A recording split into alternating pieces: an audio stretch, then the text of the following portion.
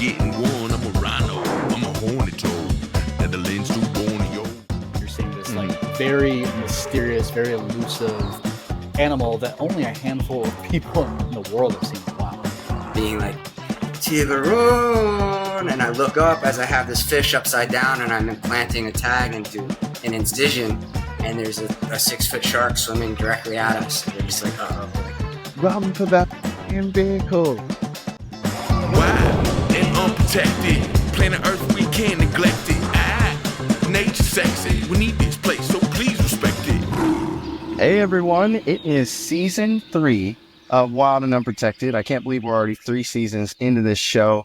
I'm so excited for us to kick off this season for 2025. We have an absolutely amazing season planned. We are almost booked for the year, which is really strange for this show. Much like everything else in conservation, it's on the fly as we book our shows and record everything. Seeing how far we've already come makes me really happy. So I'm excited to get us kicked off. I am so excited to finally have Jas Corbett on the show. How's it going, Jas? Yeah, good. Good to finally be here. We've been discussing this for a while, haven't we? So it's good to get on this call. Yeah, it's been a while. We've gone back and forth for 2 years now, and we've had 2 other guests from your organization on the show. And finally, we couldn't hold back. I wanted you on the show. Finally got you. Let's talk about it. Cool. Sounds good. Yeah. So to everyone new to the show, Jas is a part of the Manta Trust, which is an organization based out of the UK. We've had 2 episodes based on the Manta Trust, Wild and Unprotected so far. They've been some of my absolute favorites with Saving Lenny and with Butt Stuff with Guy. And I can't wait to see what we have here, Jas. So let's get it kicked off. Tell us a little bit about yourself. Oh, so yeah, my name is Jas. As Ethan has mentioned, I'm the media and communications manager for the Manta Trust, which is a charity focused all around manta ray research and conservation. I like to think of myself as quite multifaceted. So I do filmmaking, photography, press liaison, like graphic design, all sorts of stuff. I love to do anything creative that can make science and conservation a bit more interesting and a bit more accessible to the world. I think that's one of the things that I really, really love about working in communications, is trying to bridge that gap between hardcore science that's often quite academic lingo that is not so digestible, and lots of terms that the majority of people don't understand, and using creative ways to get people in the public to really interact and engage with this science. So yeah, I really love that I can do that as part of my job. Yeah, well, I know there's an additional job that you just kind of took on that we'll talk more about that is very in line with that. And to touch on more of what you said, it's a very difficult thing to take the science and academia talk that happens within conservation and research and make it digestible for people. That's the whole reason that Wildscape, was born. It's in our mission statement and it's important. So if anyone gets it, it's us over here. And we're really glad to have someone with such a unique title and time in conservation on the show, because I think it's going to create really good conversation going forward and show people kind of the unique peek behind the window when it comes to what you do. But let's start at the beginning. Where does kind of your journey begin? Yeah. So I guess in terms of actually getting into this field, it first started when I went to study marine and natural history photography at university. It's a super unique course down in Cornwall, Falmouth, Cornwall in the UK. Definitely one of the most beautiful parts of the country, but I'm quite biased because I love the Southwest. But yeah, I'd always been interested in the water, interested in the ocean, but hadn't really come from a strongly scientific background, and really loved the arts. I loved doing creative things. So that course was a really great way to start this journey into communications, because the whole concept behind the course is communicating science and conservation in very creative ways. And I guess I'd always grown up watching kind of the classic story, grown up watching David Attenborough documentaries, absolutely falling in love with them and being I want to do something that's related to that. So I think for a lot of people in the marine science field or environmental science fields, that's been the way for them to But yeah, so went to study that down in Cornwall and got a lot of experience in underwater photography and filmmaking. Yeah, kind of after graduating, went to work for a production company out in the Philippines, which I ended up managing, which was really great. Got thrown into the deep end, quite literally. And yeah, that work was a lot more focused on photographing and filming tourists and scuba divers, like having their first experiences in the water, which was great. I loved it, but I was very much like missing the conservation elements. So yeah, I kind of ended up going and working more within the science and conservation field. And I guess to kind of bring me to where I'm at now, managed to land a role managing one of the research bases for the Manta Trust, which is the charity I currently work for. And that was in Lamu Atoll in the Maldives. So I did that for a couple of years, which was amazing. Tons of experience working in science and getting loads of diving experience. But I was always kind of adding a lot of my media background into my work. So whatever research we did, I was always documenting it.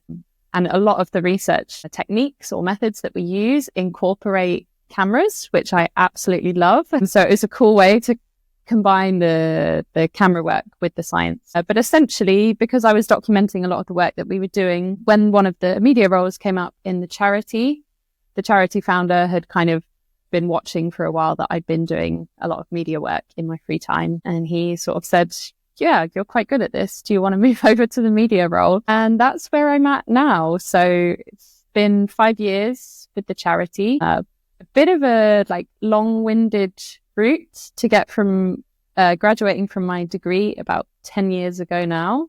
Gosh, that makes me feel a bit old. To actually getting back to working like truly in science communications, which was always the goal. But did a lot of jobs along the way. I think that's something that's really important for people to know. I did a lot of cleaning jobs. I did a lot of waitressing jobs. I was a barista. I worked as a dive instructor. Like I did so much filler jobs to get to this point. So I think that's also important for people to know is like, it takes time and it's really good to be patient. And like, if you really love something, it's worth being patient for it. So yeah, that's my 2 cents on the topic. Yeah, I don't think people realize how long it truly takes in this world to really get to where you want to be. Because funding is so limited and there's not many slots to fit into that have kind of that full-time pay, full-time job. You're a part of an organization where you're really making an impact. It's very competitive and there's not a lot out there. And if you're not, really up for that competition, then you either bow out, after your first couple of years, or you create something on your own and it takes equally as long.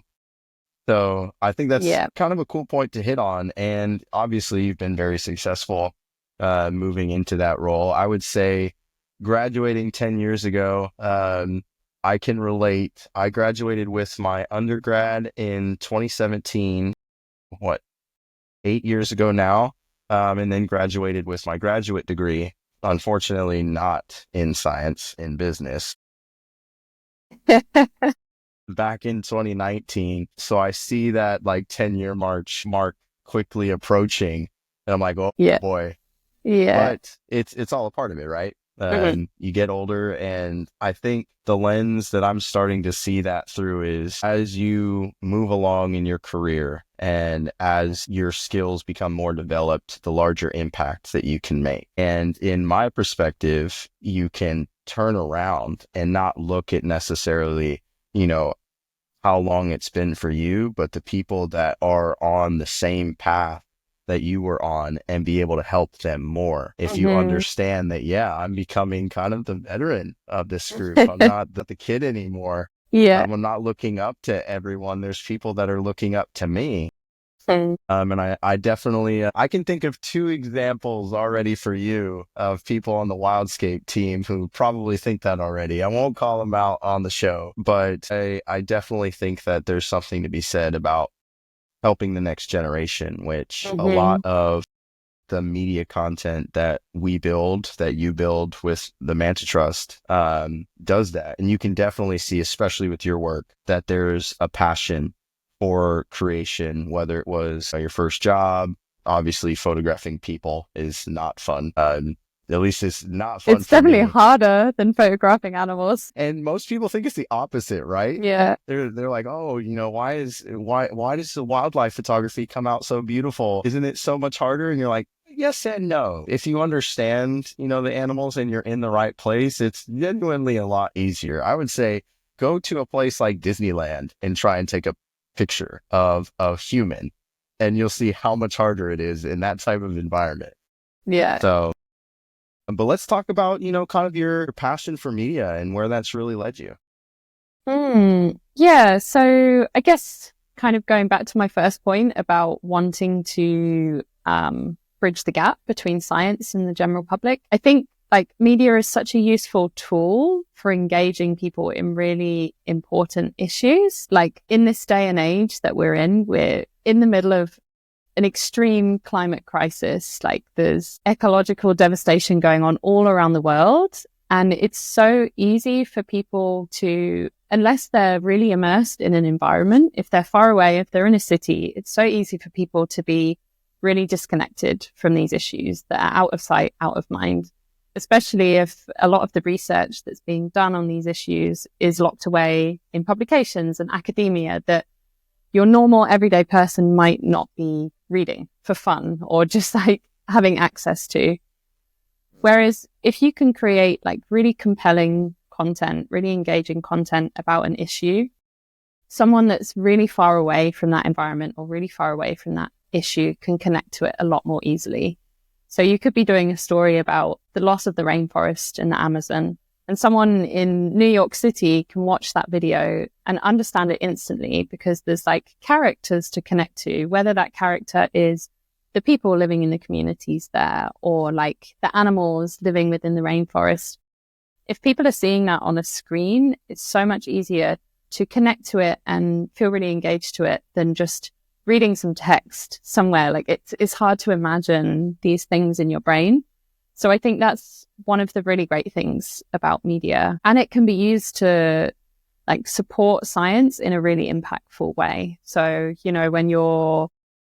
when you're running conservation projects, you can tie in media to impact campaigns that can help to drive support, whether that be like fundraising or legislative support. So yeah, I think there's a lot of ways that media can actually be used as a tool to help aid conservation. So yeah, I think that's why I'm really interested in it, because I think it's definitely one of the most powerful tools in our day and age to connect people with the environment. Yeah, I think obviously I have to say I agree, considering we founded Wildscape around that same principle. I think you bring up something that's interesting that I want to kind of divert a little bit of the conversation about, is how important digestible content is for people to be able to see it and not, kind of turn away because it is out of sight. I think that's something that's very difficult to do in today's age, because I feel like the attention span is shrinking almost by the minute, it feels like, of people. So finding ways to first off connect, because that's the most important thing when you're creating content, right? Is to create a connection, build characters, like you said, and then be able to tell a story around that connection to where people can relate. And then most importantly, for our sake in conservation, is to engage. What are ways to do that? And I think it's very difficult nowadays. And I feel there's a common consensus in today's world that so much of the content that's being consumed is negative doom and gloom. There's political content that, is, especially in today's world, very negative. There's a lot of, the climate crisis content is very negative. A lot of the wildlife content, I think, isn't all doom and gloom, but there is a majority of it that it is. And I think there's a lot of fatigue going on with the doom and gloom. And it's difficult for people to want to be engaged when it almost seems helpless, or it's just a constant barrage of what's wrong. And I think that's one of the keys, especially here going forward at Wildscape, that we want to build some positivity around. So there's a balance between highlighting the negative, but also showing off the positive. The reason that I say that it's not all negative with wildlife content is so much of the content that you see now is around babies being born. Baby animals, I think if you go into any TikTok algorithm or any social media algorithm, is what newborn was just born. You look at Disney, all they're talking about is their new Bengal tiger cub that was just born. And I think that's constant with a lot of the organizations out there. So there is some positivity. And I'll give it that. But I think as we move into kind of this, next, trying to think of the right words for this because I want to choose this one carefully, kind of the next era of conservation content and content in general, that there is just as much uplifting content that people get excited to see as there is what I'd like to call weighted content. Because it's really difficult to say negative. I think, something that has a lot of weight to it inherently, especially in our business, is weighted. It weighs on you heavy, like the saying. So I think going forward, there definitely needs to be a balance. And I think there's, quite a few organizations that are really pushing that. I know that's something that we want to continue to push. That's why Wild and Unprotected is, just as much serious and we can dig into the science as it is goofy. I don't think we would have ever had an episode named Butt Stuff if it wasn't, directly aimed at finding that balance and making people laugh, but also giving them a reason to be engaged. For sure. I think going forward, there should be a major emphasis on that and, showing that there is still beauty in the struggle as we move forward through this next era. But I know you've had quite a few opportunities to really show off, that beauty and what's been done. And I know one instance in particular was you speaking at the Natural History Museum. You want to talk about that? Yeah, so we organized an event last year for World Manta Day at the Natural History Museum, and this was based around the theme. So we do a different theme every year for World Manta Day, and I kind of got to decide last year's theme. So that's why it was centered around storytelling. But these have been the themes throughout the years have been things like the climate crisis, education. So the importance of education in conservation, tourism, the positives and the negatives that tourism can bring to wildlife and habitats.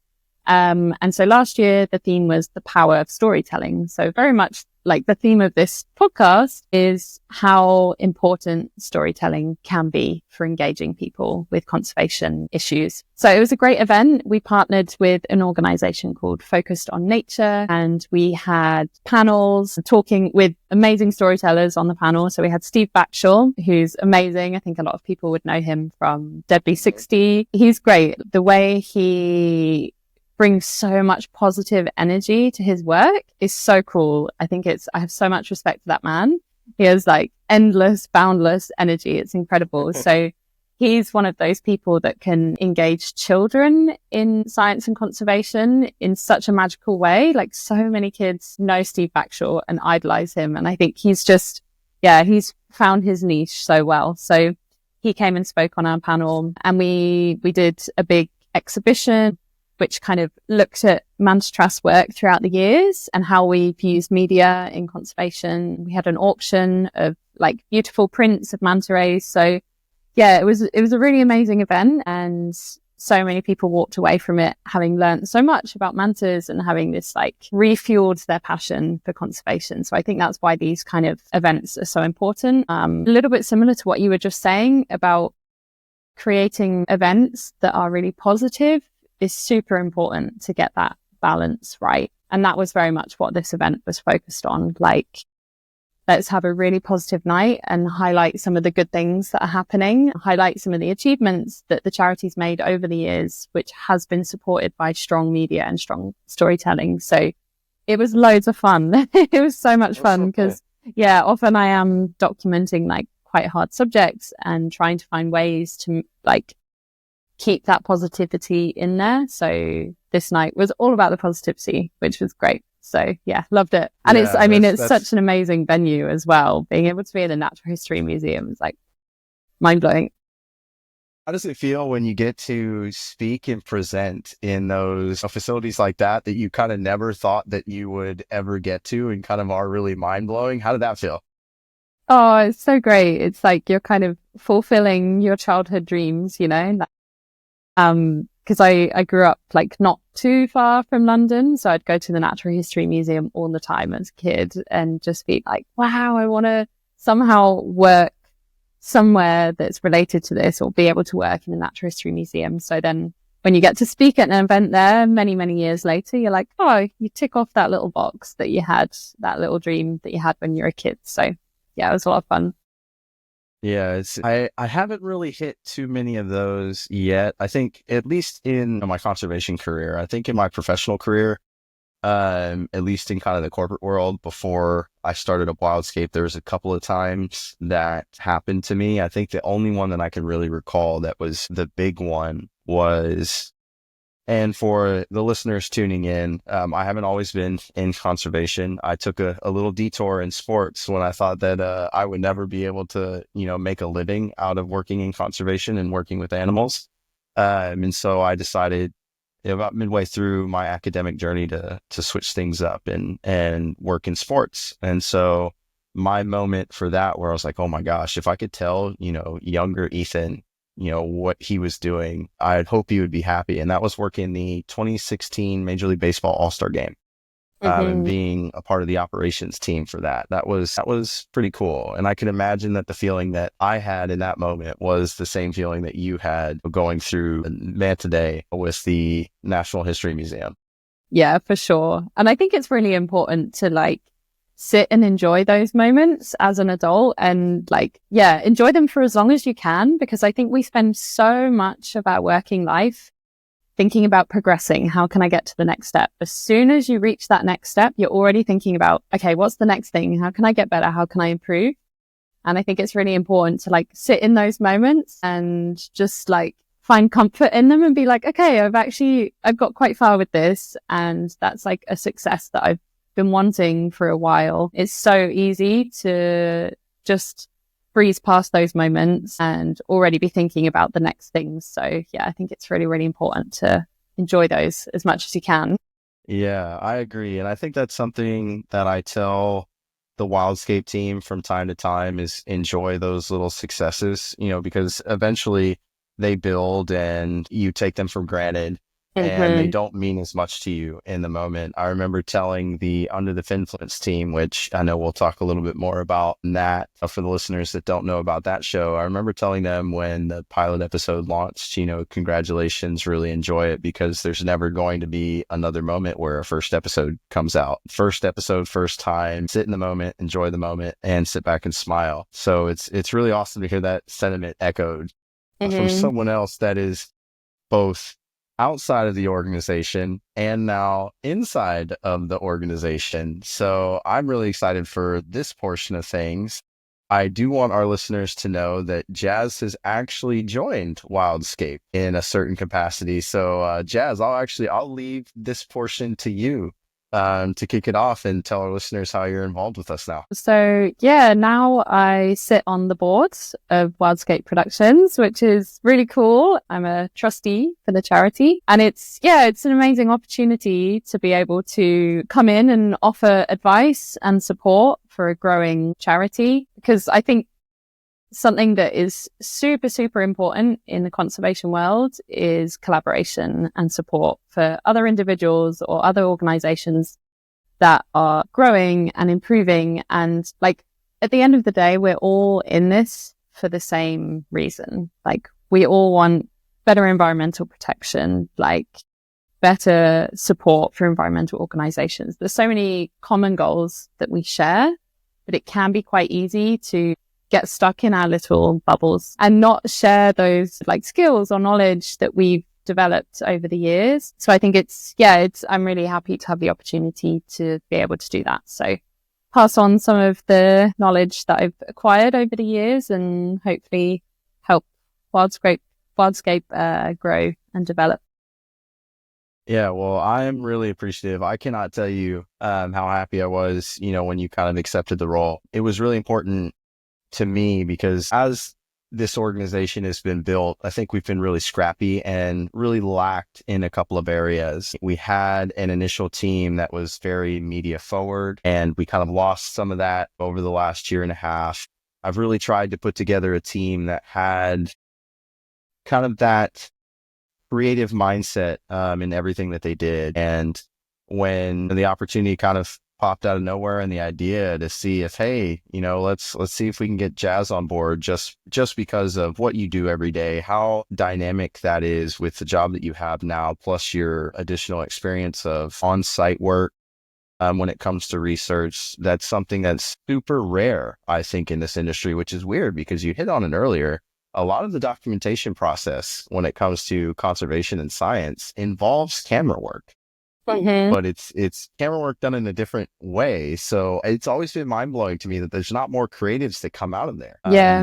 And maybe it's a mindset thing. Maybe it's, I'm just here to, snap a picture, make sure that it's included in my research paper or my publication, and that be that. There's never more anything to it. It's just a part of a process. More so for people like you and I, that's a way to connect to people and be that bridge from the science to the action and to, the next progression in, our work. Yeah, I think like on that point, I guess one of the things that I've definitely noticed over the years is like scientists or conservationists have so little time. I think it's like when we work in an industry where it's like funding is limited, resources are limited, time is limited. That's when you kind of like, you can only focus all of your time and energy into like the data collection and writing the publications and stuff. And sadly, it's like people just don't have time to then dedicate a few hours to like learning how to communicate that research. So yeah, this is a huge barrier that we see, and something I notice a lot in environmental organizations. If they're limited with funding, most of the time they won't allocate any of that funding to communications, because it's often seen as like, if you can afford it, add some media and communications and stuff in there. But so often it's deprioritized, which is a real shame, because as I mentioned earlier, it's such a powerful tool in getting more funding and like increasing your reach and your engagement and distributing that data.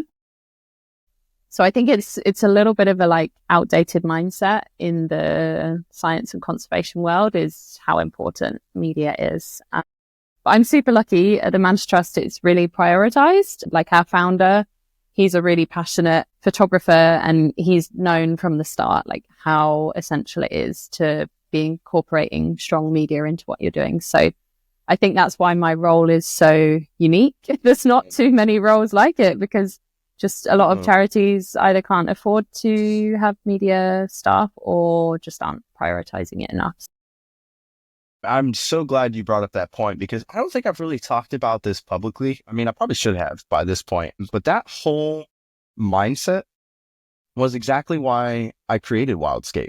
And it's exactly why, I've looked for people like you to get involved, because it is so important and it is so deprioritized, and especially to do it the right way and not just, the way that large mass media wants it to be done. Because I do think that there is a distinct difference to the media that we create and that we aim to create, and what is created by the bigger media organizations, like the Disneys, Warner, and that whole crew. I think that their lack of understanding leads to distinct storytelling differences that we wouldn't have, because, we truly look at the organizations that we create content with as partners, and that opens up different doors than we're just creating content that we're going to push out publicly that we think people would like.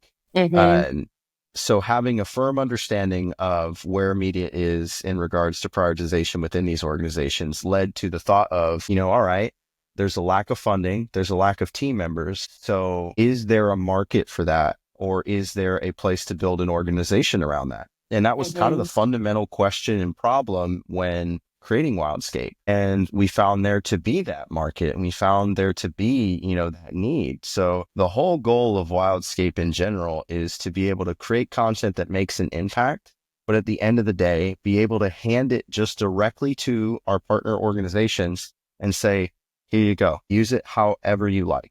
We pay for the production costs, we make it, we go through everything that's needed to get the content from A to B. We just want the organizations to participate if they can, and then take that content and do whatever the hell you want with it. Go raise money with it. Go cut clips of it. Do what you need. That's our place in, this whole conservation wheel is helping take something that's deprioritized, whether it's because of money, whether it's because of skill set, and give our partner organizations an additional tool in their tool belt to be able to go out and market themselves in a way that they might be able to draw in more funding, or introduce themselves and, potentially use it as a talent development tool, bring in different talent. That's another portion, which I won't open that can of worms right away. But that's the core of why Wildscape was made and why I feel like you are a perfect fit for our board. So thank you so much for joining. I'm so stoked to have you.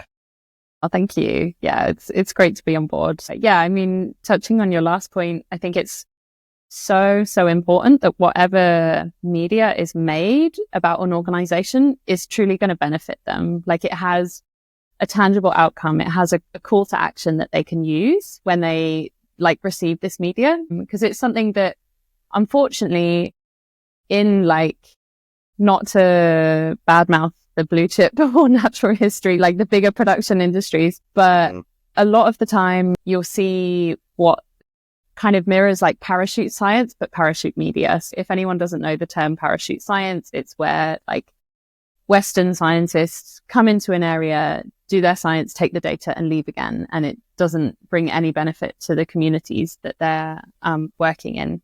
And that's definitely something that we can also see in media.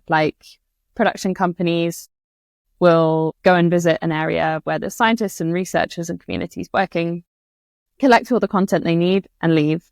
And the people working in those places might never really get to see this media or use this media. So that's one of the biggest problems, is who gets access to that content. So yeah, I think what you were saying is super important, is that the organizations can actually do something with that stuff that will help to communicate what they're doing in the area that they're working in. So yeah, we've definitely faced some challenges with it over the years, because we do in-house media at the Manta Trust. That's a lot of the work that I do, but we also collaborate with much bigger production companies. And it's really about I don't know, a lot of scientists and conservationists really have to put their foot down with some production companies and be how are you going to portray us, and what do we have access to afterwards? So I think if anyone's listening that is a scientist or researcher and has been approached by production companies, it's so important to get those agreements in place at the beginning, because sadly it can quite often be abused. I think it's changing. It's gradually changing, especially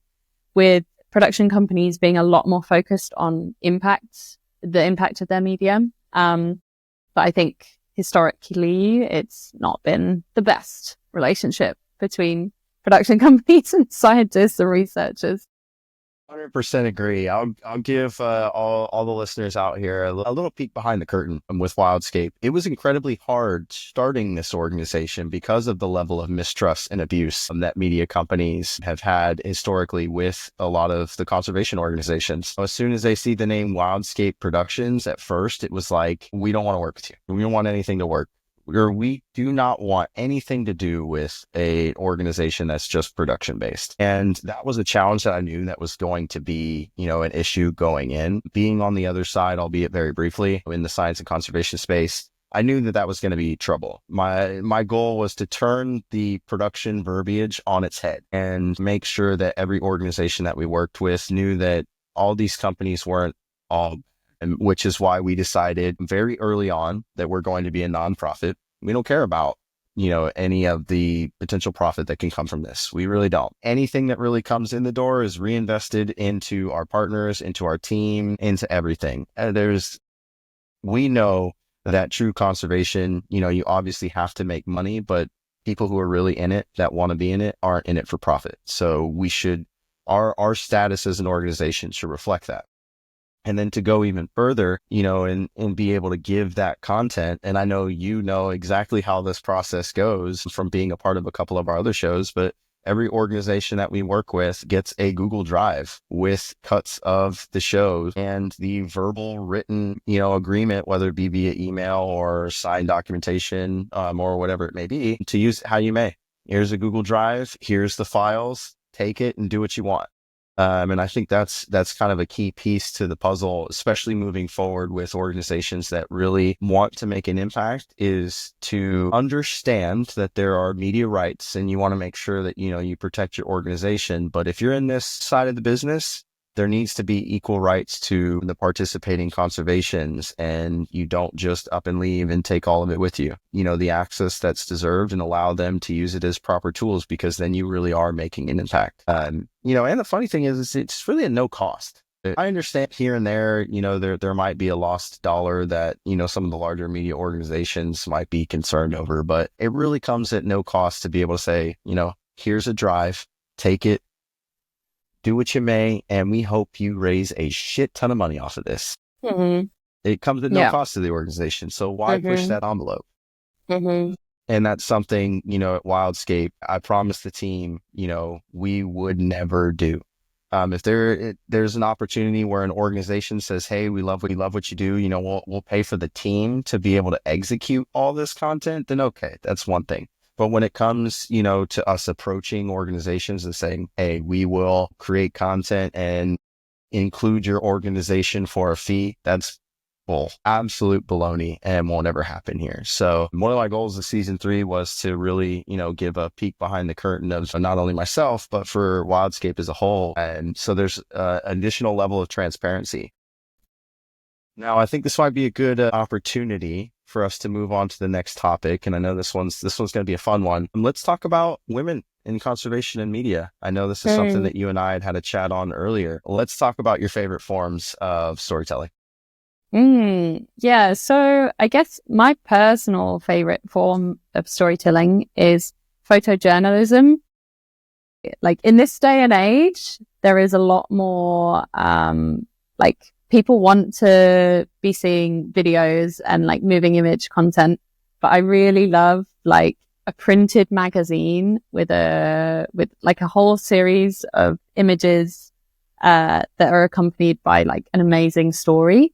I love, like, there's nothing I love more than just like sitting down and having a physical magazine and reading a photo story. So I'm a bit like traditional in that sense. I would love to be doing that all the time. Don't get me wrong. I love shooting videos, but that's definitely where my passion lies. I love it. Like turning the pages in a physical magazine is so much fun, and like really just sitting down for like half an hour and connecting to that story. Cause I think it is quite easy to, with digital media, often we are receiving it on socials and we'll be scrolling on our phone and there'll be a story that pops up and maybe we engage with it for the first like 30 seconds. And we're so used to just like continuing scrolling that we rarely stop and we fully immerse ourselves in a story. But I think that's one of the really special things about printed magazines is you put your phone away, you sit down and you read that magazine and you commit to the story without other distractions. So that's my personal favorite. It's a bit old school, but I love it. Yeah.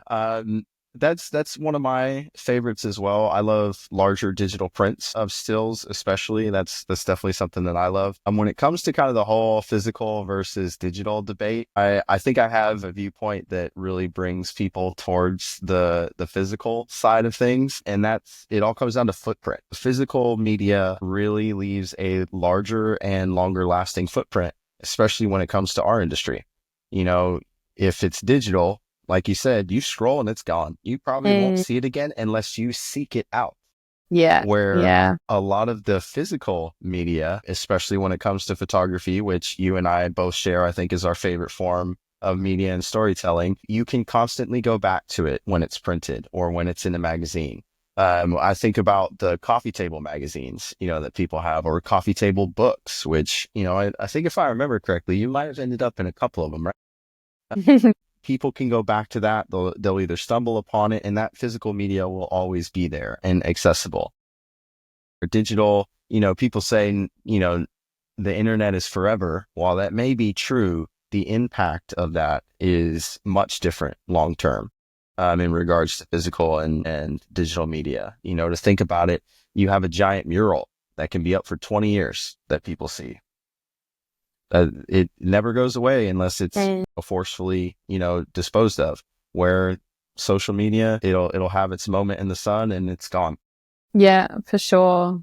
And there's so much content online, like when you think about all of the digital content that goes up every day, it's like we're bombarded with content. So that's really the beauty of like having a physical piece to look at. It's like just that one thing and you focus all your attention into that instead of being bombarded with like hundreds of videos all in one go. And you're like, what do I concentrate on? What do I put my like effort and focus into? So yeah, that's the really nice thing about physical printed work.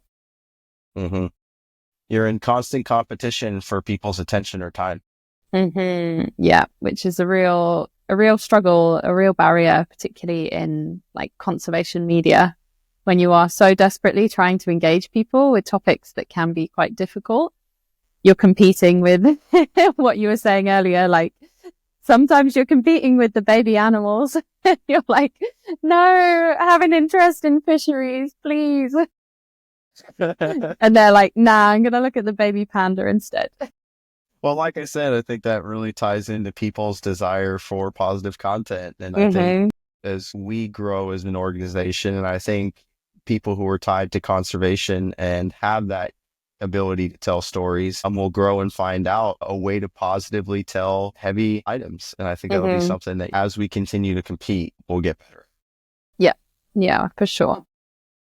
Now, speaking of competition, I think you've probably gone through this way more than I have. I think obviously as we dive into the topic itself, but I think there's an extra layer of competition for women in conservation and women in media. How difficult do you think it is for women, or what difficulties have gone through? And what strides do you think are being made for women in media and conservation? Yeah, it's a huge topic that, I mean, I have so much to say on. So I'm like, am I going to be able to fit it all into this conversation? But I guess maybe from my experience, like I've always worked in what we would call male dominated fields, whether that's like the diving industry is hugely male dominated. I've worked on boats. Often I've worked on boats where I'm the one female staff amidst 30 male staff. So it's over the years, I've kind of built up a bit of an armor to the exclusions that you really do feel every single day in the workplace. And a lot of these are based on like super deeply embedded gender stereotypes that a lot of people feel are not persistent in the workplace, but unless they're experiencing themselves, they won't really notice them. Like sometimes exclusions in the workplace are so subtle that people aren't even aware that they're the perpetrator.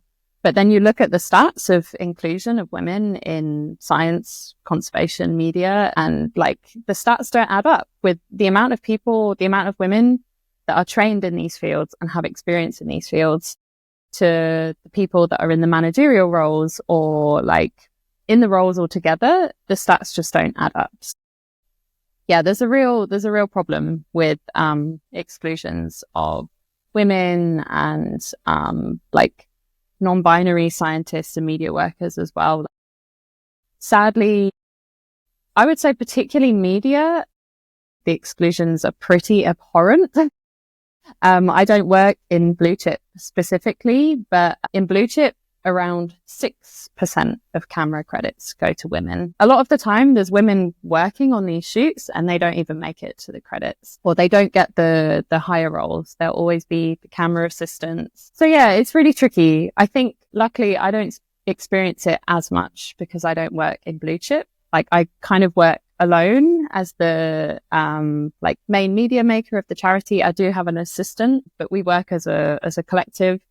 So luckily, because I'm in a small team in media, I get to make a lot of those final decisions. But I do have friends that are working in bigger production houses and they just never get the opportunities to make it to the higher positions or be the decision makers. So yeah, I mean, I think the reasons for that, as I mentioned, it's like very outdated gender stereotypes. There's still these opinions for women working in like diving and media that we're not strong enough for these roles. You'd be amazed at how many conversations there still are that include that sentence, like, oh, but the women are not strong enough to lift these heavy cameras or lift this heavy dive gear. I think a lot of people also assume that women can't accommodate these kind of working lifestyles into a traditional, what we're assumed to do in society. So, you know, if we were to have children in our early 30s, that's going to be a massive barrier. Like, we would make our way out of the science and conservation fields or media fields. And then it's like, are we going to be accepted back in if we're looking after children? So I think sadly these fields aren't very accommodating to the fact that a lot of women do want to have children, but still pursue these careers. Like myself, I've always been quite open with people that I don't really want biological children. And that's already granted me huge benefits. Like, I know that because I'm the only person I need to care for, it's a lot easier for me to drop anything and like go and travel for work and take roles in different countries, like at the drop of a hat. But if I was a primary caregiver, there's so many obstacles to be able to do that. So I think that's one of the biggest issues. And I hate to say it, but a lot of the media, like a lot of production houses or like media groups, it's still kind of like a boys' club. A lot of people will get comfortable with their friends who are in the same roles. They will repeatedly hire those same men. And it's like this little bubble that is really, really hard to step into. So sadly, it's just super outdated. And like a lot of my friends that are working in the TV industry, because the TV industry is really in flux at the moment. There's a real dip in the TV industry, basically. Like, there's just not as many series being commissioned. So the roles are super competitive. And a lot of the people that are getting those roles are like repeated individuals over and over and over. And there's just not enough effort in diversifying the workplace. I think a lot of women that I've spoken to have said is that a lot of production companies feel it's a risk to diversify their workforce. They kind of know deep down, okay, we should be hiring more women, but they get comfortable in the men that they know that they've been working with for years. They don't want to take that risk of allowing more females those opportunities. But something that isn't really, like, the importance of diversity in workplaces is so strong. Like, if you have a diverse team, that's where innovation happens. That's where like perspective change happens. How are we ever meant to like have positive change in a workplace if we've only got the same storytellers and communicators that we've had for years and years and years without diverse opinions, without diverse experiences? So I think that's something that should really be prioritized more, is like improving the diversity of a workplace and not getting too comfortable with what we've known for all these years, you know? Yeah, it's a really, really tricky one. And that obviously puts things in quite a negative doom and gloom light. Maybe I'm just a bit jaded from years of being excluded in workplaces. Because I've experienced a lot of exclusions over the years that I think maybe with a bit of a armor, I've just pushed through, and like, I've also made a lot of sacrifices in my personal life to continue pushing on with these things. I know for a lot of people, they do start to give up because it can have a massive impact on the belief in your self-ability and a massive impact on your confidence. If you're constantly noticing that you're not being included in the workplace, or your male colleagues are the ones that are always getting promoted, like, it sucks. It feels awful. And I know that for a lot of people, that's enough to make them leave an industry. So it's really sad that that is happening.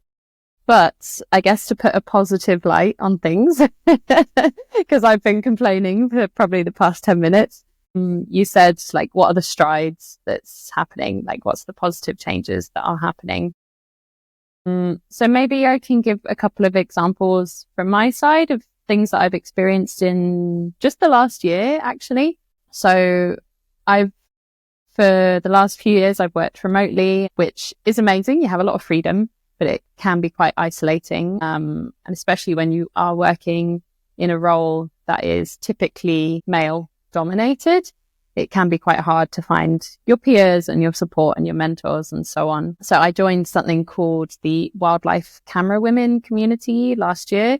I had no idea it existed until a friend of mine was like, "Oh, you're not in this community yet?" And I was like, "No, tell me more." It's this incredibly supportive. It's actually like, it's a Facebook group where people within the community can look for advice, support, grants, like funding opportunities, job opportunities as well. It's this amazing supportive community. If you ever have any questions, people are always there to offer advice based on their experience in the industry. And they also offer like group meetups, like workshops. So they'll often facilitate workshops with industry groups to help better the skills of the people in the community. So that's been a massive game changer for me. And I'd highly recommend for anyone listening to this that maybe feels a little bit isolated and could do with some extra support. That's a great community to join, because I've learned so much from that group. And it's definitely boosted my confidence a lot.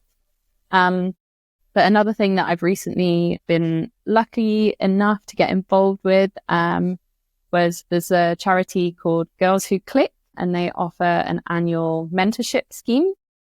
So you can apply, and if you get the opportunity, you get paired with a female mentor who's working in the field. So I've been paired with this incredible mentor who has done a lot of work with Nat Geo. She works on like research vessels as a videographer, and she's kind of there to support me for the next year and give me advice. And as part of this ambassador program, we also get access to gear.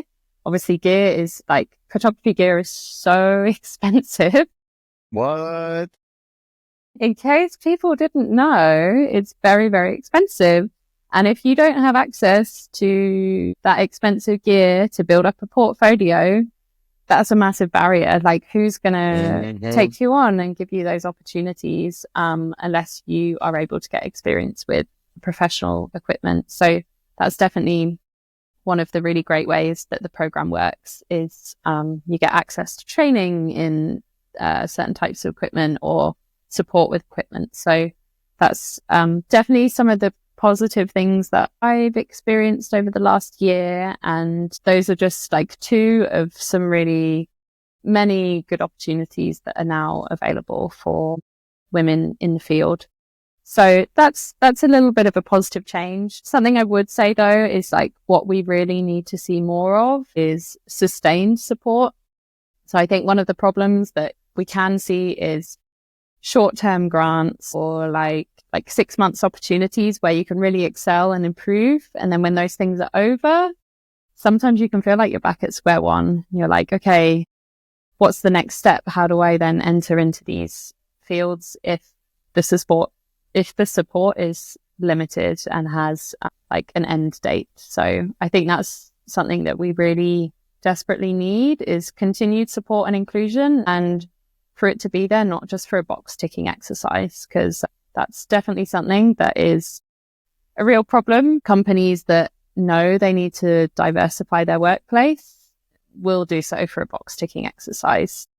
Okay, we need that token female to bump up the numbers in our credits or whatever. It can't just be for that. Like, you need to invest in these people and support them and allow them to grow and progress. Like, they can't just be there for the sake of being there, you know? Yeah. And that last part is something that I have wrestled with at large, I think, over the last, I would say 6 to 8 months. You know, I think obviously as a male, it is difficult to speak on these types of things and give an opinion, you know, because you want to give a well thought out opinion, but you also, there's a heavy discount on the topic just because, you know, of being a male. And like, I get the reason why. I truly do. It's women have been discounted, you know, for, it seems like forever in a lot of their roles and their opinions. And so I understand why the inverse is happening, and it's not out of spite. It's not out of quote unquote revenge. You know, it's out of the recognition that people's perception is different. And it's very difficult, I think, especially as the founder of an organization, to have an opinion, be able to articulate that opinion, and go about that in a way that's truly impactful, that aligns with, my personal moral compass and others in the industry. I feel like I can openly say this, and I hope so. It is my show. That when I'd had the thought to create Under the Influence, which for listeners that really just primarily listen to us for Wild and Unprotected, that is a show under the Wildscape banner that is primarily built around women in shark science. And the team that creates that show and that produces that show is 3 absolutely amazing women, some of the most talented and intelligent women that I have ever met. And I'm so lucky that I get to work with them, as much as I do. And when that idea popped up, the first thing that came to my head was, I don't want someone thinking that it's just a token female type thing. I really don't, because when putting together that show, I really wanted it to be quote unquote an opportunity, but not just an opportunity for it to be an opportunity that was earned. And having a group of women that have absolutely worked their asses off and that have shown that they can do something, super special, and give them the platform and spotlight to be able to show that off. But how do you articulate that as a male? It almost feels impossible, because you have one side of things where, you have people automatically assuming that it's for predetermined reasons, for the organization to look good, or for funding or whatever it may be. And you have a complete opposite side who questions the need for it. And it makes it incredibly muddy, and is even, kind of, I don't want to say caused us, but, there's definitely been a direct correlation to how we market the show. Do we go full force and say, this is a women in shark science project, and, we are really wanting to push the boundaries and, really lean into it? Or do we want to create the show and operate as, usual? And be like, yeah, this is one of our shows. This is what happens when women exist and are a part of the organization.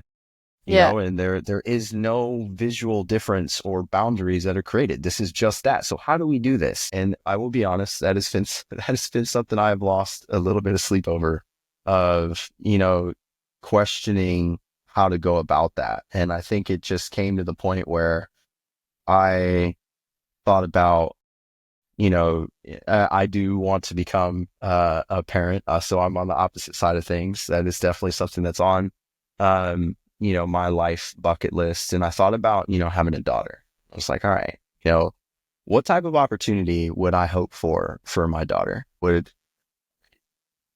If I were to try to build something, that was impactful to her in the future, how would I see it being done? Even though it is from a male perspective, trying to truly be impactful, how would that be done?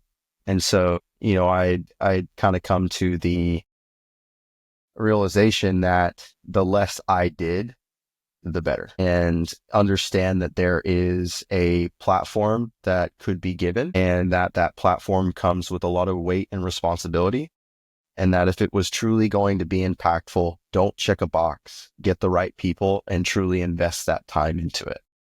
And that's when my mind immediately went to the first person I had approached for this, Jules Hartle, who lives out in Hawaii, and she works with the Hawaii Institute for Marine Biology. Absolutely amazing. Someone who can captivate and storytell with her amazing personality like no one I've ever met in that regard. And so as soon as that picture started to form, it was like, all right, now what's the next steps? And then that's when that realization of, what, let's just let it be and empower that team to make those decisions and do it in a way to where, I try my best to make sure that they feel supported, but also know that they have the power to make decisions and that I'm not just going to step in there and overrule them. I trust them to execute and create absolutely amazing content, which I think they've done a fucking fantastic job of so far. And I'm so excited for their episodes to continue to release and more people see, the amazing guests that they have, the amazing experience that they have, and how wonderful that team truly is, because I actually see that as a way for me to stop Wild and Unprotected and for me to bow out, because I think that show is going to get so big that I can just kind of fade into the background and, truly let Wildscape become a platform more than just something where Wild and Unprotected lives and a couple of other shows live. Is now it's really serving its purpose. So that's something that I've really struggled and gone back and forth with, because I want to help, but I want to do it the right way. And I want to, be someone that's truly supportive and learn and grow myself, and not just, be in a corner cheering and saying, oh yeah, we're doing this, because to me that is not productive. That's that. If anything, the whole goal is to normalize it and to really make it a part of everyday life and how things should be, as to opposed to how they are. Break down those barriers in a way that's truly productive. And that's been difficult. I won't lie. That's been tough. And I'm glad that we get to talk about it. Yeah, for sure. Yeah, I mean, it's always going to be so difficult, because with a lot of these things, we're like trying to undo the wrongs that are so deeply embedded into society. And I think one of the ways we can best do it is like be an ally, but don't feel like we're being personally attacked, Because I think one of the problems that I really notice is, so I would call myself a feminist.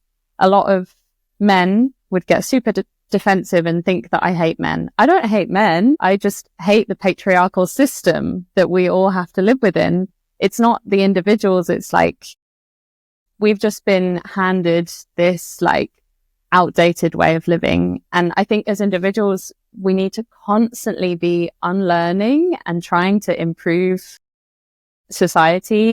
Like we need to get with the times, basically. Like an opinion that we had 10 years ago might not be valid today. And our opinion that is what we think is valid today, in 10 years, we might think like, whoa, why were we thinking that? Why did we have that mindset? And I think it's about like being vulnerable enough to accept if something that we've thought or something that we've known is wrong, and try and change that. And I can say that from my side as like, I'm a white woman working in conservation, and I'm so aware that because of the privileges because of the privilege that I've had in having access to like a really good education, a really good passport, like that can take me nearly everywhere I want in the world. And so I'm aware that I've had a lot more opportunities. So I think there's always things that we can do as individuals to really try and support people around us that aren't feeling represented and are feeling excluded. Like we just all have to do more as individuals. And I know it's hard, because then people have to look at themselves and accept that without meaning to, sometimes we are part of the problem. And it's like, what can we do to change that and improve that? But yeah, as you said, it's really tough, because all of these topics are so sensitive, and it's like, how do you approach them in the right way to make sure everyone is happy? And that's all part of the learning process. Like in this process, we will all make mistakes. And I think that's okay, as long as we take accountability for our mistakes and we learn from them, and we say like, okay, maybe that wasn't the best way to approach this, but going forward, I'm going to do A, B, and C to encourage more inclusion. So yeah, it's tough. It's really tough, but I think it's so, so important to have these conversations and be willing to learn and open our minds and see what we can do better. Because yeah, that needs to be done more. Yeah, I would agree. And I think, being in media, you have a particularly different skill set and mindset that I think is really favorable for this type of discussion. If you really want to make change and have people attempt to understand you, you have to understand them first. You have to, that's day one, communication 101, know your audience. And I think that's something in today's world that is so forgotten, especially with mainstream media, is there's a generalized template where they want to make maybe not everyone happy, but they want to offend the least amount of people in today's world, because there are so many different polarizing opinions. And I don't think there's enough understanding and respect that people think so differently. And that goes back, so far. So understanding people and understanding your audience leads to better communication and more understanding, more empathy. And obviously there's a stopping point, where there's a certain audience where you're like, we're never going to get through, and it's not worth the time. But I do think that you go further when you do understand the audience and who you're trying to talk to, especially when trying to make breakthroughs and break down barriers, because a lot of the time the audience that are active in these conversations are the people that are maintaining the barriers. Mm-hmm. And if you are able to understand where they're coming from, you might be able to articulate the why to them better. And that's something that I kind of settled on.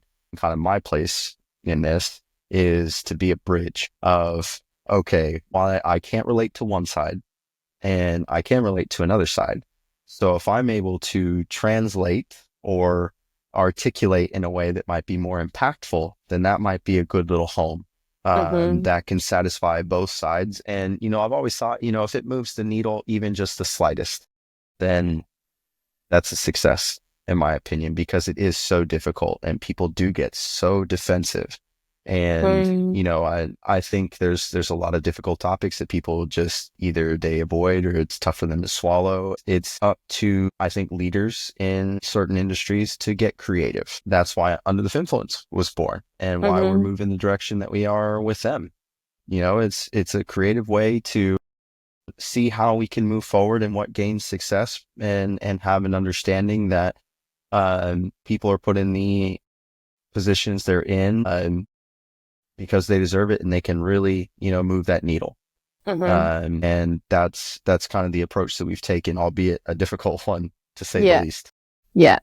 But no, that's good that you're doing the work to, really actively try and change that and assess it, like really spending the time to figure out what's the best way that we can approach this that will have a good long-term impact is so important. And like people should be sitting down and having those conversations and sitting in the discomfort. Like, as you were saying, people get super defensive when these things are brought up. People don't like to feel that they've done something wrong. And we do need to sit in that discomfort and try and do better. Like it's not a nice feeling, but we need to do it to create change. So yeah.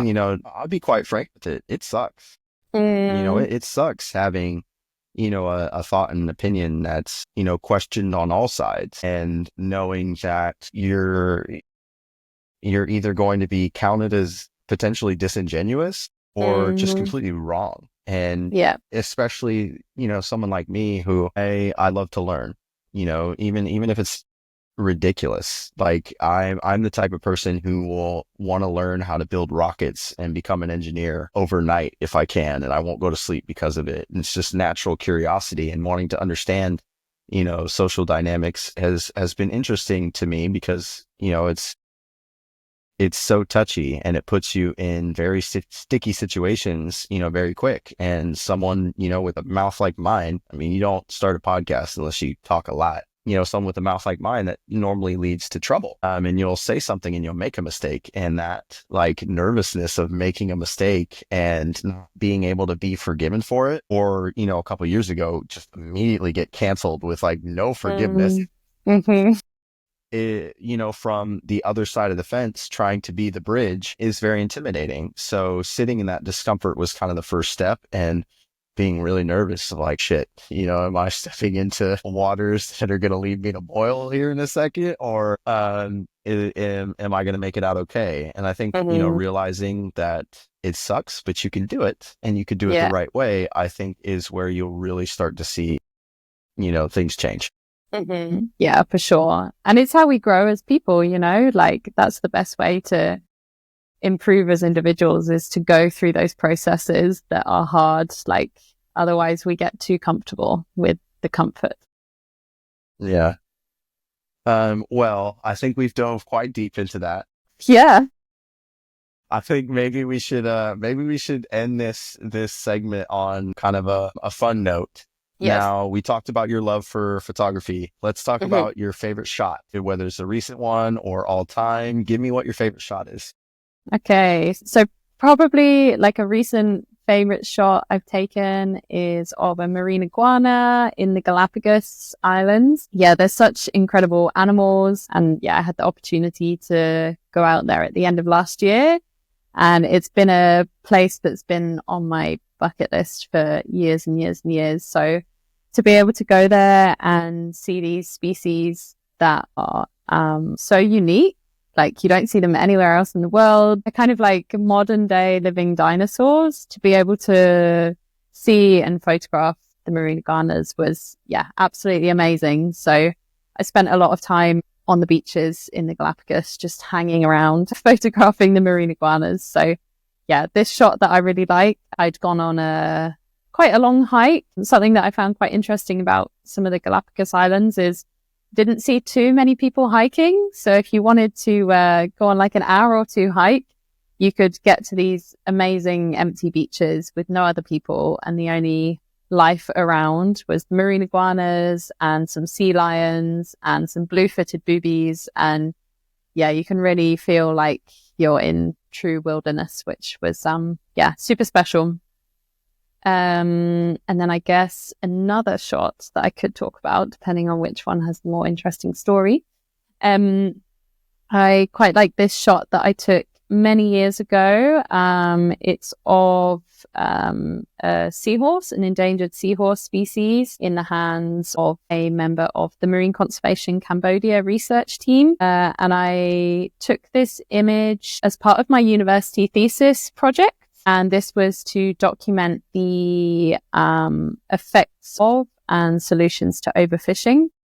And this was a time that really fueled my love for conservation photography and photojournalism and fisheries work as well. I'm really, really fascinated by fisheries and policy and how we can make that interesting for the public, because fisheries is definitely one of the biggest threats to marine life and marine habitats nowadays. It's something that's often quite misunderstood. A lot of fishers are often demonized or vilified for the work that they do. So I think there's a lot of big misunderstandings in fisheries. So I think as storytellers, it's a really great opportunity to communicate the complexities of fisheries and conservation. So yeah, this shot was taken during a night patrol in Cambodia.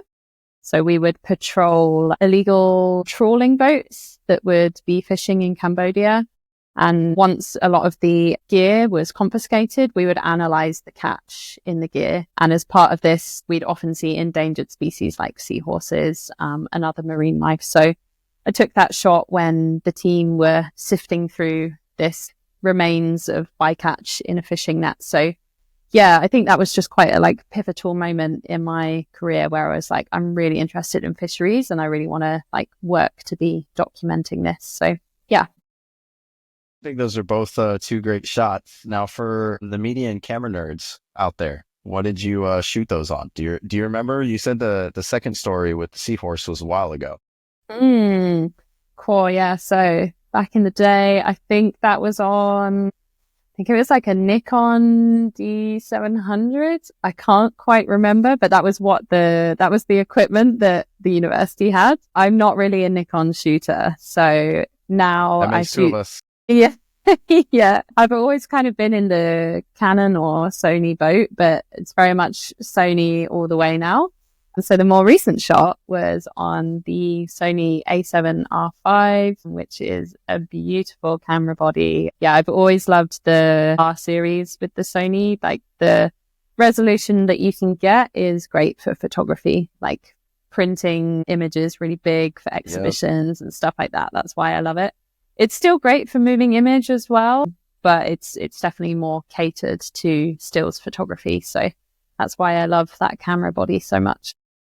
Yeah, that is my personal favorite. I'm definitely in the Sony family with the FX3, kind of as the cinema shooter for our documentary content. And then the A7R5 is my all-time favorite camera. It is absolutely amazing. My baby. And, the reason I asked is I thought maybe it'd be a good idea to have a Sony plug, because who knows, maybe they would want to throw some tech at our organizations, because like we had talked about earlier, that's a boundary. Mm-hmm. And I think having an organization with the partners, kind of like we do, and you at the Manta Trust, it's important to be embedded and help those storytellers. And nothing wrong with a shameless plug, especially in long form podcast content. Yeah, come on, Sony, hand over some camera bodies. We'll put them to good use. I promise. We have a lot of team members who are very well connected and can get out in the field. Well, I think we should continue to move along. I know we have a short little bit that we want to talk about with the Manta Trust, and we've talked a lot about the organization and your time with them and how unique your position is. Can you describe and tell me exactly what that position is and what you do? Yeah, so there's a lot that goes into a media and communications role. I definitely think my job in particular spans what would potentially be like 3 or 4 people's job titles, which I think is quite a common theme in communications or media. You've got to have a lot of skills in a lot of different areas, but something that a lot of people think that I do, they think that I'm out in the field diving all the time. That's probably about 5 or 10% of my time, maybe even less so, hard to say. But when I'm lucky, I get to go out into the field a couple or like a few times a year to document our most pressing conservation issues or our upcoming research projects in some of our affiliate projects around the world. So if we've got like an important impact campaign we're leading or a research expedition, sometimes I will go along and document the work that they're doing. So with a mixture of stills, both on land and underwater, and then moving image as well. So usually make like a short form documentary piece about the project. So that's something that I really love to be doing because I love being out in the field and being underwater. That's definitely where I'm happiest. But I'd say 95% of my time, I'm sat behind my laptop screen. Dealing with people like me. No, that's the fun part of my job for sure. So I spend a lot of time doing editing, so video edits. Like we have a huge archive of footage that I can use for campaign media or campaign video pieces. But I do all of the like website creation and maintenance for the charity. So we actually have 8 websites at the charity, all with different focuses. Luckily, I have an assistant who helps me with social media and the newsletters. I actually really don't like doing anything on social media, so I'm so grateful that my assistant helps me. I'm so grateful that she helps me with that because, yeah, I have a bit of a funny relationship with social media, but I usually I try to get in there, post what we need to post, and get out as soon as possible. But that's just my thoughts on socials. But yeah, so there is a lot of socials work involved, and we use social media as a platform to communicate our work and to host campaigns. So throughout the year, we'll do a lot of big fundraising campaigns, often with socials being like the main platform to communicate those. So socials really does have a big benefit for us. We're quite lucky that we are focused on very charismatic species, so that helps to get a lot of a following.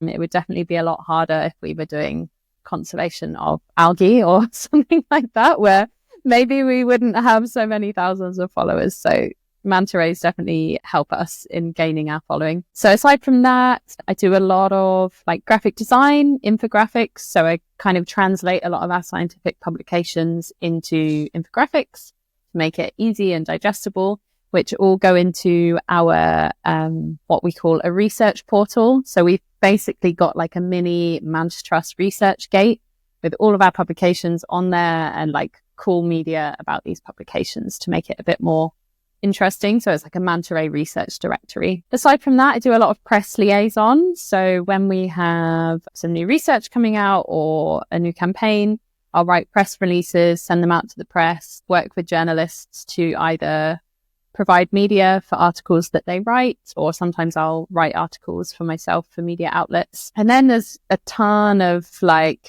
boring stuff that goes on behind the scenes. So loads of admin work, there's just a lot that goes on behind the scenes that I think a lot of people don't really realize happens in communications. But I think particularly when you work in a charity that has limited funds and resources, like I do a lot of the accounts for our staff, just lots of like back end stuff, working with the like Google advertising. Yeah, there's all sorts that goes on behind the scenes basically. But overall, I really love it. I get to work with a lot of people as part of my role because it is quite a diverse role. So I get to work with a lot of our affiliate project members. I work with pretty much everyone in our core team because I'll always be making the final product of what they want put out to the world. So that's quite fun. Is a lot of like reports and stuff will be written and then I get to make it look pretty. So I definitely like that side of it. So that's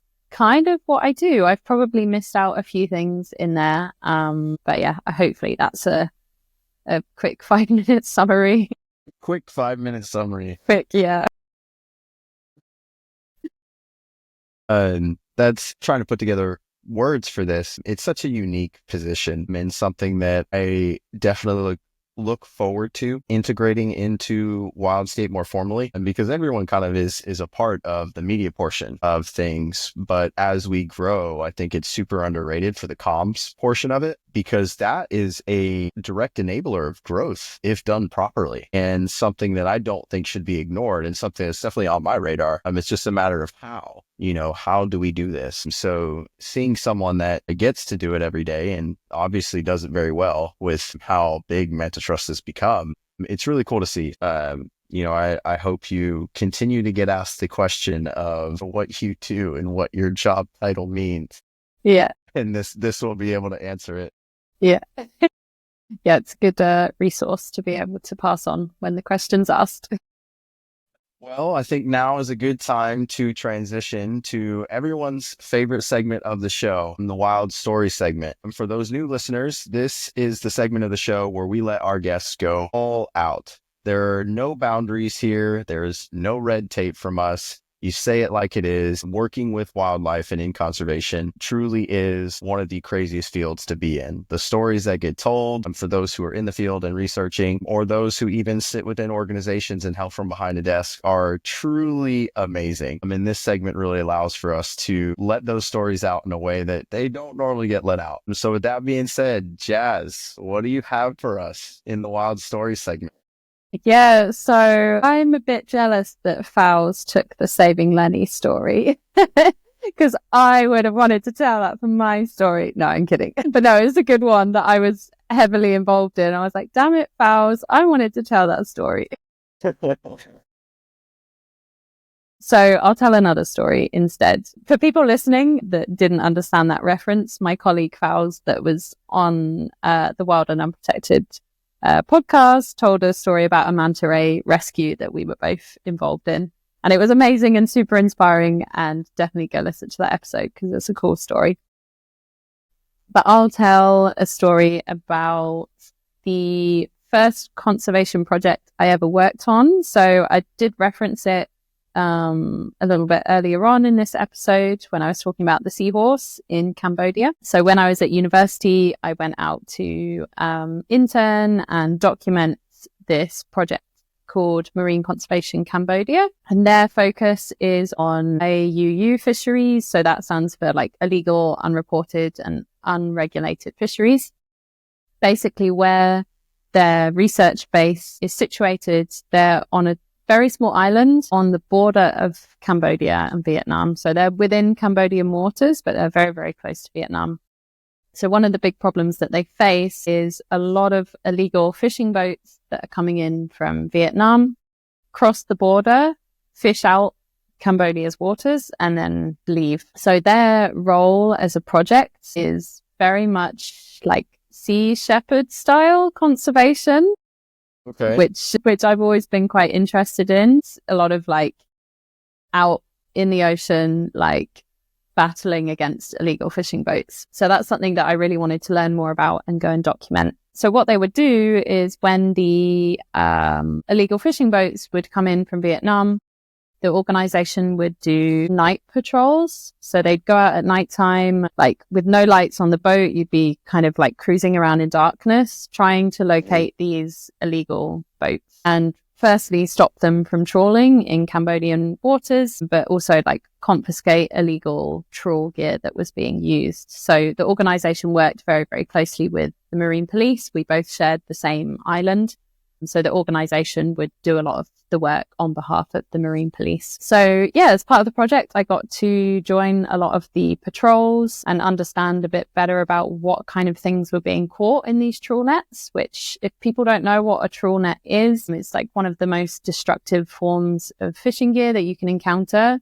It's like essentially a huge net that will drag along the seabed, and it's got these big doors at the back that will scrape up the entire seabed, and it will catch anything that's within that marine habitat. So it's commonly used in things like seagrass habitats, and it's super destructive.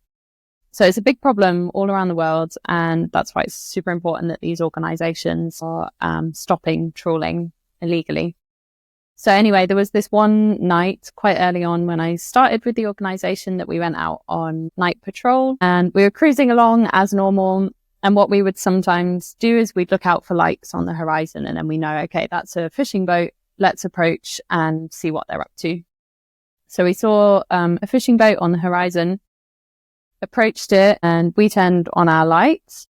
And then suddenly this entire ring of illegal boats all turned their lights on. So we were surrounded. Yes. So that was quite scary. Yeah. So a lot of the time on these patrols, it would be like our boat versus one illegal boat. So there's a little bit more like equal territory going on there. In this case, we were, surrounded by some pretty scary illegal fishermen. So, I mean, there was a lot of things that the organization would do to kind of like battle against some of these fishermen. But like in this case, all of these fishing boats started to like throw rocks at our boats, like ram our boat. So creating like massive holes in the side of our boat. We were like, okay, shit, we need to get out of here because our boat is sinking. And we were in the middle of the ocean, in the middle of the night. We were like, oh God, this is quite scary.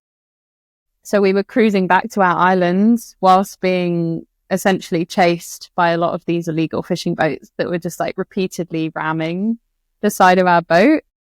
So that was a little bit scary. As our boat is sinking, we're like, are we going to make it to the island? And we just about made it to the island. Like the Marine Police who were still on the island saw us coming in, saw that the boat was like half out of the water. And they were like, right, okay, we need to head out and go and help them. So they jumped on their boat, essentially came out to scare off all of the trawlers and get them to leave. But I think we were probably about like 100 meters from the island when the boat was like nearly fully submerged. We all got out of the water. We were all like, okay, see if we can push the boat to the island. So yeah, that was definitely a pretty like wild first experience in the conservation world, seeing the nitty gritty of what goes on behind the scenes. And at the time I was like studying, and this was like a university placement where I had to write all of my own risk assessments and stuff. I was like, I don't think this falls into anything on my risk assessment. So I was like, I'm just not going to tell my tutors this happened. Like, there's no way of explaining and accounting for this. So yeah, but it was no to this day. I don't think so. Well, now they might. I guess that's me making a public announcement 10 years late. Oh, goodness. That's so funny. I can imagine, if they still follow you on any social media and this gets clipped, it gets put out there, they're like, okay. Thanks for telling us now. Oh, my goodness. Wow. That is a hell of a way to kick off the Wild Story segment for this season. Yeah. It's definitely a don't try this at home story. Yeah. It's wild because people see conservation in such a neutral and kind of laid back light, and they never really see a lot of what's talked about in these wild stories. Mhm. And that's kind of the whole point of this segment, is to be able to show it. But it never really gets to that extreme. It's more like, oh yeah, we're swimming through whale poop. Yeah. So it's really cool to add an additional element there that's obviously not talked about very often. And if it is, like you said, it's kind of a sea shepherd. Yeah. But they're a bit more well equipped if we're gonna go down that route than Yeah, it sounded definitely. like y'all were. No, we were on some like little rickety wooden boat. I don't think Sea Shepherd would be doing their patrols on those. My goodness, that is wild. That is wild. Yeah. Wow. Yeah. It was a good insight into the fisheries and conservation world. So yeah. I'm glad I got to Well, good thing you're still here. participate once in that experience. Yeah. Wow, hell of a way to start, that's for sure. Mhm. Well, I think that's a good way to wrap the wild stories segment, and time for us to start to close out the show. Mhm. For our listeners out there, what's new for season 3 is that we'll be doing an open floor final segment where our guests can kind of give their final thoughts and talk about what's really impactful for them in an unfiltered way. And there's nothing from the Wildscape and Wild and Unprotected side that we really know going into this. We really want to push our guests to talk about the topics that they want to talk about that's not on an episode guide or something that we discuss beforehand. So Jas, is there anything for you? The floor is yours. I haven't prepared anything. Maybe I'll just give a couple of takeaway sentences based on some of the discussions we've had in this episode. Sure, yeah. But yeah, I would just say that for anyone that is feeling isolated in a field where inclusion or representation is limited, do what you can to find your community, surround yourself by people in a similar position, seek mentors. Like, the most important thing you can do is find friends in this industry, find people that support you and people that you can support back. And then that will make this work a hell of a lot easier and a hell of a lot more enjoyable. Yeah. And it's just super important to always remind ourselves that diverse workplaces really do benefit everyone, and your voice is needed. Do what you can to make that happen, and just surround yourself with good people. Yeah, I love that and echo that sentiment. And, we'll even throw a call to action to that. If there are any listeners that, are newer to the field or even, more experienced and, have thoughts about a level of inclusion, doing it the right way, or want to feel valued, and want to get connected to people that might value them, you can reach out to anyone on the Wildscape team directly. I think I can speak for our entire team that we're very open to helping people in any way that we can. We genuinely care about this work. It's why we do it. It's why there's so many people that are on the Wildscape team that, like Jas and myself, have jobs outside of doing something for Wildscape. I would say all of our team does in some way, shape, or form. So this genuinely means a lot to us. So reach out to us directly. You can email our team. Normally it's with a first name at Wildscape Productions, or reach out directly, info@wildscapeproductions.org. It will pass you along to kind of a general email where, one of the team members can reach out to you and connect. And I know that there's also additional ways to connect with some of our partner organizations. And that's something that we love to do here at Wild and Unprotected, to really give calls to action for people that want to get involved. So Jas, how do people get connected with you outside of the Wildscape connection and Manta Trust? Sure. So for me personally, you can check out my website, Jasmine Corbett. Wait, let me check what my website is. I got you too. JasmineCorbett.com. Yeah, that's my website. Check it out. Terrible plug. And on Instagram, I'm Jasmine Corbett Photo. Yeah, I'd love to receive messages from people, so please don't be afraid to reach out.